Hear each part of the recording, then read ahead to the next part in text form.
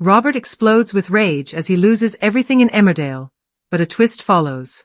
Robert is, of course, Erin Dingle, Danny Miller's first husband, and many fans would say he will always be Erin's true love. Ron, as the couple were affectionately known to fans, were torn apart in 2019 when Robert was sent to prison for the manslaughter of the man who raped his sister Victoria, Isabel Hodgins. In a surprise twist, he reappeared in the village on a particularly auspicious day, the day Erin was about to marry John, who happens to be half-brother to Robert and Victoria.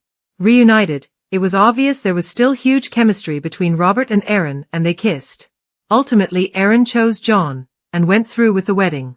It does seem that there's unfinished business between Robert and Erin though, and this infuriates John. Since then, he's taken every opportunity to try to goad Robert, even getting his rival worked up to such a pitch that he smacked John over the head with a wrench, an incident that John has footage of. In recent episodes, John managed to wind Robert up by poisoning the mind of his nephew Harry against Uncle Robert. When Robert lost his temper at Harry's drumming while he was looking after him, Harry was left terrified. And John was on hand to look like the good guy and be a reassuring person for Harry to cling to. Adding a bit more fuel to the fire, John exaggerates what happened when he tells Victoria about the incident. This is the last straw as far as she's concerned, and she's finally had enough of Robert. John's next move is to make sure Robert is fully aware of how upset Victoria is. He gloats that Robert has lost both Victoria and Erin. This leaves Robert in absolute despair.